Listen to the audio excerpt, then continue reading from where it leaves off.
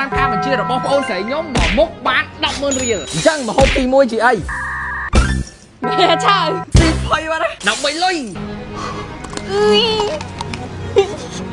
ចាប់អត់អ៊ំមកងមក100000ច្រើនយ៉ាឥឡូវនេះបាន100000ហើយ100000ទៀតឲ្យតែញ៉ាំអីគេចង់ឲ្យញ៉ាំតកៅតែបន្តមកខ្ញុំក៏បានធ្វើដំណើរទៅទិញដង្កូវតើបងមានលក់តកៅអត់មានតាដុកឌឺហ្នឹងហើយបងតែបន្តមកគឺថាខ្ញុំក៏បានទិញដុកឌឺហ្នឹងចំនួន1ប្រអប់ហើយនេះគឺជាដុកឌឺអ្នកទាំងអស់គ្នាដែលជាតកៅខ្ញុំនិយាយមែនណាខ្ញុំអត់ដែរញ៉ាំពីមុនទេ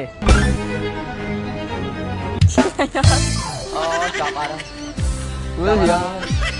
ញ៉ាំទៅវាប៉ាប់អស់ហើយណែខ្លាំងឯង100000 រៀលមួយផ្លែត្រលុយបាន200000អ្នកទាំងអស់គ្នាអញ្ចឹងឥឡូវចង់ឲ្យសាយទៀតចង់ឲ្យញ៉ាំក្រូចឆ្មាទាំងមូលប៉ុន្តែអត់ឲ្យធ្វើមុខជួយមុខជួអត់បានលុយតែបន្តមកខ្ញុំក៏បានធ្វើការមកផ្ទះចិត្តក្រូចឆ្មាដើម្បីញ៉ាំចាឥឡូវនេះគឺយើងបានក្រូចទាំងមូលទេអ្នកទាំងអស់គ្នានិយាយទៅគឺខ្ញុំនឹងខំយកឲ្យបានលុយ50000បានឈប់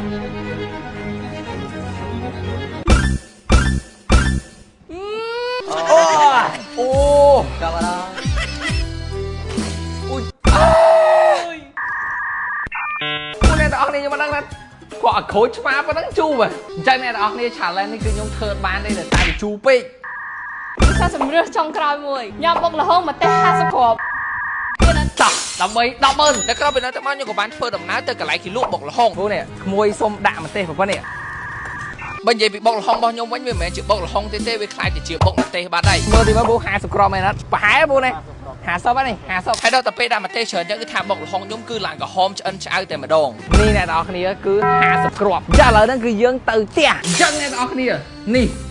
គឺជាបុកល្ហុងម្ទេស50គ្រាប់អូ my god មើលអូចាឥឡូវគឺខ្ញុំនឹងញ៉ាំយកលុយ100000ហើយដោយសារឃើញរហៀងញ៉ាំច្រើនមុខពេកនេះក្រោយឲ្យសិនអូខេក្រោយគេ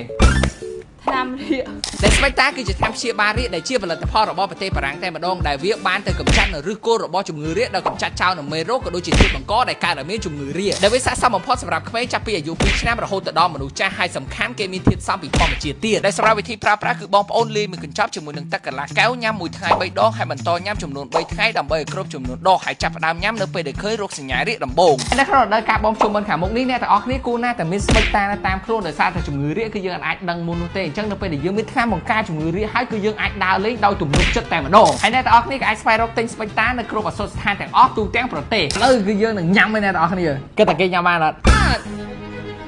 អូហត់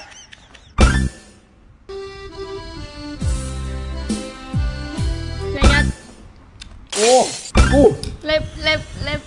អូហ្នឹងចឹងទៅអូហ្នឹងអូអ្នកទាំងអស់គ្នានិយាយទៅមកវីដេអូនេះគឺ100000 រៀលទៀតចាំអ្នកទាំងអស់គ្នាចង់ឃើញវីដេអូខ្ញុំធ្វើអីទៀតមួយបងខ្ញុំ comment ខាងក្រោមដៃ2